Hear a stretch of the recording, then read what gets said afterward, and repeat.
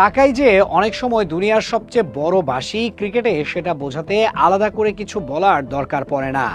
এখন তো অনেক বিশ্লেষকই সরাসরি বলছেন বিশ্ব ক্রিকেটের সর্বোচ্চ সংস্থা আইসিসি নাকি নিজের মতো করে চলতে পারছে না। ভারতীয় ক্রিকেট বোর্ড বিসিসিআইয়ের ইশারাতেই অনেক সিদ্ধান্তে নড়ে চড়ে বসে। অভিযোগটা গুরুতর। ক্রিকেটের যে ভারসাম্য মাঠে থাকার কথা সেটা নাকি ধীরে ধীরে সরে যাচ্ছে টাকার দিকেই। কারণও সবাই জানে, আইসিসির আয়ের সবচেয়ে বড় অংশই আসে ভারতীয় বাজার থেকে। ফলে যাকে খুশি তাকে সুযোগ দেওয়া, কারো কথা না শুনে চাপ তৈরি করা, এসব নিয়ে ক্ষোভ জমে আছে বহুদিন ধরে। এই ক্ষোভটা বাস্তবে আরও তীব্র লাগে যখন সাম্প্রতিক উদাহরণগুলো সামনে আসে। নিরাপত্তার অজুহাত দেখিয়ে 2025 সালে চ্যাম্পিয়ন্স ট্রফি খেলতে পাকিস্তান সফরে যেতে অস্বীকৃতি জানায় ভারত। এরপর আইসিসি এমন ব্যবস্থা করে দেয় যাতে ভারত সব ম্যাচ খেলতে পারে সংযুক্ত আরব আমিরাতের দুবাই আন্তর্জাতিক ক্রিকেট স্টেডিয়ামে। কিন্তু একই রকম নিরাপত্তার কারণ দেখিয়ে যখন বাংলাদেশের দিক থেকে ভারতে খেলতে যেতে অনাগ্রহের কথা ওঠে, তখন আচরণ বদলে যায়। এমনটাই অভিযোগ। বলা হয়, বাংলাদেশ যদি শেষ পর্যন্ত সফরে না যাওয়ার সিদ্ধান্তে অনড় থাকে, তাহলে তাদের বাদ দিয়ে স্কটল্যান্ডকে বিশ্বকাপে ঢুকিয়ে দেওয়া হবে। এখানেই মানুষের চোখে পড়ে দ্বিচারিতা।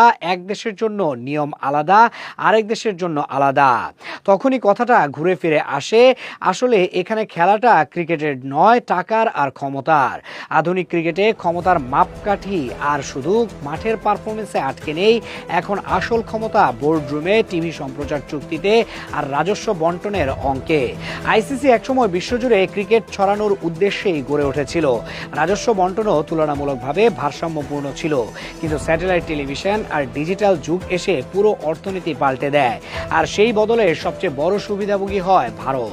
বিশাল দর্শক আর বাজার ক্রিকেটকে বানিয়ে ফেলে বিজ্ঞাপনদাতাদের স্বপ্নের পণ্য। 2008 সালে আইপিএল শুরু হওয়ার পর এই প্রভাব আরও বহুগুণ বেড়ে যায়। ক্রিকেটও অনেকটা বিনোদন শিল্পের মতো হয়ে ওঠে। 2014 সালে ভারত অস্ট্রেলিয়া ইংল্যান্ডকে ঘিরে 3 মোড়ল মডেল তার বড় উদাহরণ। পরে কাঠামো বদলালেও দর্শনটা রয়ে যায়, যে বেশি টাকা আনে সে বেশি অংশ পাবে।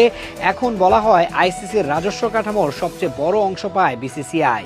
এক তথ্য অনুযায়ী ভারতের ভাগ 38.5%, কারণ আইসিসির মোট আয়ের 80%-এরও বেশি আসে ভারতীয় বাজার থেকে।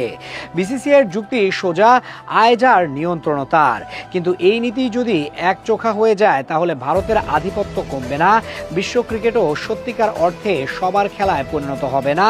আর একদিন ভারতের টাকার গরম কমে গেলে আইসিসির প্রাসঙ্গিকতাও ভেঙে পড়ার ঝুঁকিতে পড়বে। সঙ্গে ধাক্কা খাবে ভারতের ক্রিকেট ব্যবসাও।